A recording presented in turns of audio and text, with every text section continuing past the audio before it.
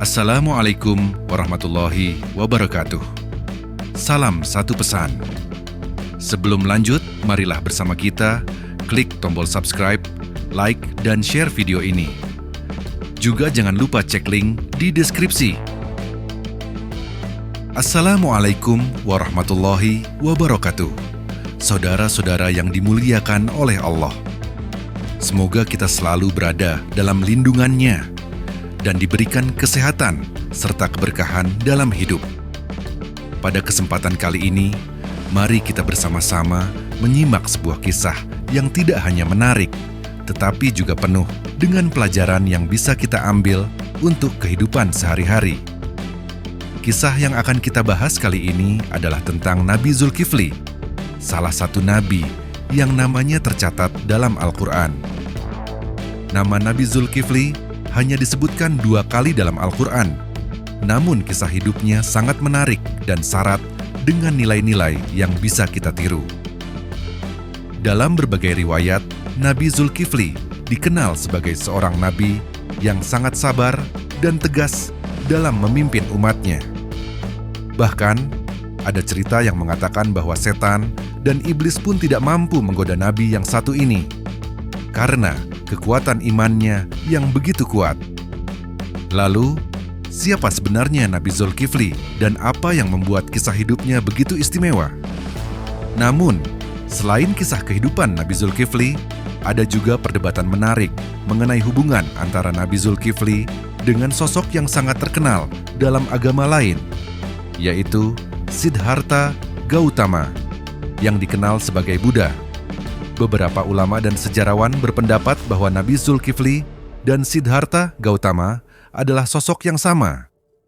Meski teori ini masih kontroversial, mari kita telusuri lebih lanjut mengenai perdebatan ini dan bagaimana kisah Nabi Zulkifli itu sendiri tetap relevan dengan ajaran moral yang tinggi. Terlepas dari berbagai pandangan yang ada, Nabi Zulkifli, atau yang juga dikenal dengan nama Bashar, adalah seorang nabi yang diutus Allah Subhanahu wa Ta'ala untuk umat manusia. Dalam Al-Quran, nama Nabi Zulkifli hanya disebutkan 2 kali, yaitu dalam surat Syad ayat 48 dan surat Al-Anbiya ayat 85. Pada ayat pertama, Allah berfirman, "Dan ingatlah akan Ismail, Ilyasa, dan Zulkifli. Semuanya termasuk orang-orang yang baik." Surat Syad 48. Kemudian, di ayat yang kedua, Allah menyebutkan, "Dan ingatlah kisah Ismail, Idris, dan Zulkifli. Semuanya termasuk orang-orang yang sabar."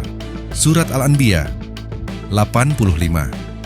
Meskipun tidak dijelaskan secara eksplisit dalam Al-Quran bahwa Nabi Zulkifli adalah seorang nabi, namun karena namanya disebutkan dalam deretan nama-nama nabi lainnya, para ulama sepakat bahwa beliau adalah seorang nabi. Menurut Imam Ibnu Katsir, dalam kitab tafsir Al-Quran Al-Azim, Zulkifli adalah nabi utusan Allah Subhanahu wa Ta'ala. Sebab, tidak ada seorang pun yang namanya disebutkan dalam deretan nama nabi-nabi, kecuali dia adalah seorang nabi. Namun demikian, ada juga pendapat yang mengatakan bahwa Zulkifli bukanlah seorang nabi, melainkan seorang yang saleh dan adil. Salah satu ulama yang berpendapat demikian adalah Imam Ibnu Jarir At-Tabari. Pendapat ini tentu menambah warna dalam pemahaman kita tentang siapa sebenarnya Nabi Zulkifli. Sekarang, mari kita beralih pada perdebatan mengenai apakah Nabi Zulkifli dan Siddhartha Gautama adalah sosok yang sama. Siddhartha Gautama, yang dikenal sebagai Buddha, lahir di wilayah yang kini dikenal sebagai Nepal. Sebelum mencapai pencerahan dan menjadi Buddha, Siddhartha hidup dalam kemewahan sebagai seorang pangeran. Namun ia meninggalkan istana dan kehidupannya yang mewah untuk mencari jalan keluar dari penderitaan manusia. Setelah bertahun-tahun bermeditasi, ia mencapai pencerahan dan mengajarkan jalan menuju pembebasan dari penderitaan melalui jalan tengah, yang menghindari kehidupan kemewahan dan juga kehidupan yang terlalu keras.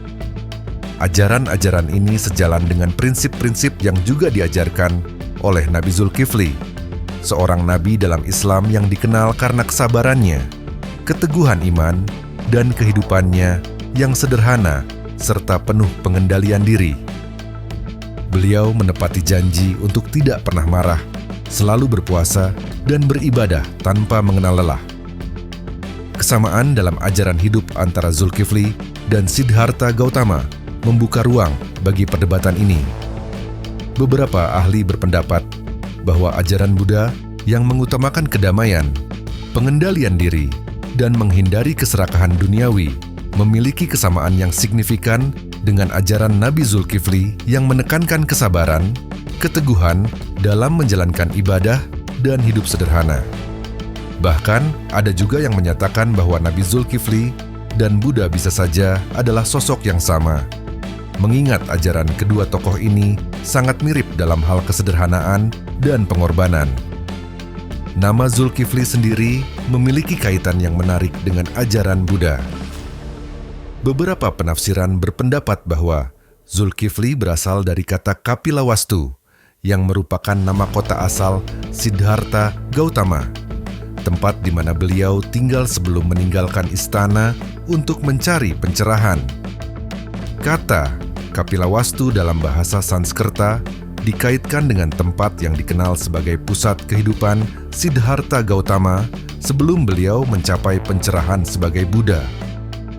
Penafsiran ini menimbulkan pendapat bahwa Nabi Zulkifli mungkin bukanlah sosok yang berbeda dari Siddhartha Gautama, melainkan nama yang diberikan kepada Siddhartha Gautama oleh masyarakat Arab atau dalam konteks kebudayaan Islam. Walaupun ini masih menjadi perdebatan, ada beberapa ulama yang mendukung teori ini dengan merujuk pada kemiripan antara ajaran Nabi Zulkifli yang menekankan kesederhanaan dan pengendalian diri, yang sejalan dengan ajaran-ajaran Buddha.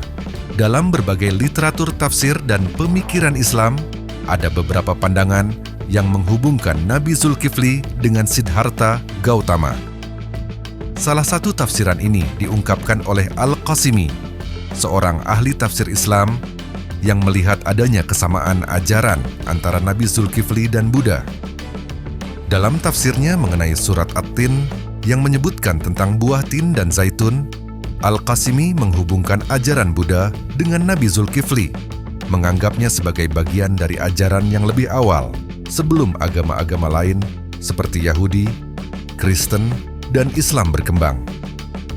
Pendapat ini memperkuat hipotesis bahwa Siddhartha Gautama adalah Nabi Zulkifli, atau paling tidak, keduanya memiliki pengaruh yang sangat besar dalam membentuk ajaran moral dan spiritual yang serupa. Beberapa pendapat mengatakan bahwa meskipun Buddha dianggap tidak diakui sebagai nabi dalam Islam, ajaran moral yang beliau bawa memiliki banyak kesamaan dengan ajaran Islam, terutama dalam hal kesederhanaan, pengendalian diri, dan pengabdian kepada kebenaran. Selain itu, ada juga pandangan yang menghubungkan Siddhartha Gautama dengan Nabi Idris atau Nabi Khidir. Beberapa ahli berpendapat bahwa Siddhartha Gautama, seperti Nabi Idris, mungkin merupakan seorang nabi yang memiliki ajaran moral yang tinggi, tetapi tidak diakui dalam tradisi Islam. Ajaran-ajaran yang mengajarkan kedamaian, ketenangan, dan kedamaian dalam hidup, serta pengendalian diri, banyak ditemukan dalam kedua ajaran ini, baik yang disampaikan oleh Nabi Zulkifli maupun Siddhartha Gautama. Sebagai seorang raja, Zulkifli memimpin dengan penuh dedikasi dan keadilan. Beliau selalu mengutamakan kepentingan rakyatnya di atas kepentingan pribadi atau keluarganya. Seperti yang telah dijanjikan, beliau senantiasa berpuasa di siang hari dan beribadah hingga larut malam. Tugasnya sebagai hakim yang bijaksana dalam memutuskan perkara rakyatnya tidak pernah terganggu, meskipun tantangan hidup datang silih berganti.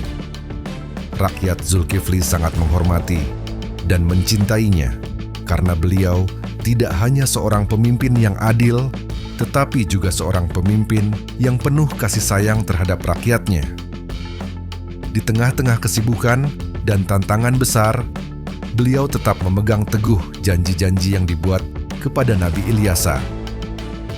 Dalam setiap keputusan yang diambilnya, Zulkifli selalu mengutamakan keadilan dan kebijaksanaan, bahkan jika itu harus mengorbankan kepentingan pribadi atau keluarganya.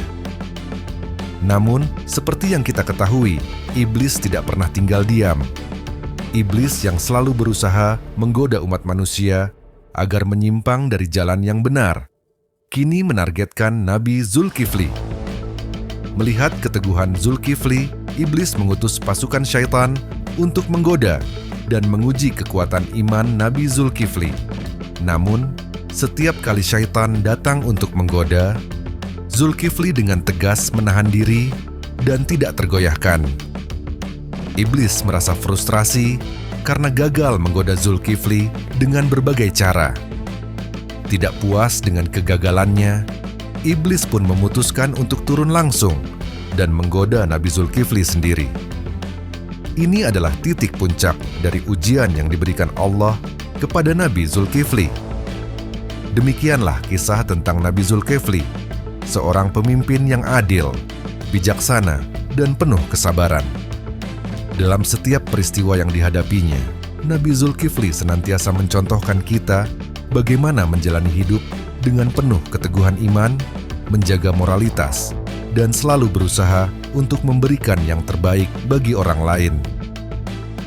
Kisah hidup Nabi Zulkifli mengajarkan kita banyak pelajaran penting, terutama tentang kesabaran dalam menghadapi ujian hidup dan keteguhan dalam menjaga keadilan serta kesetiaan pada janji.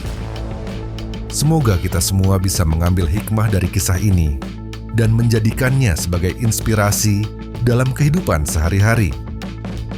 Semoga Allah senantiasa membimbing kita untuk selalu berada di jalannya, dan semoga kita bisa meneladani sifat-sifat mulia yang dimiliki oleh Nabi Zulkifli.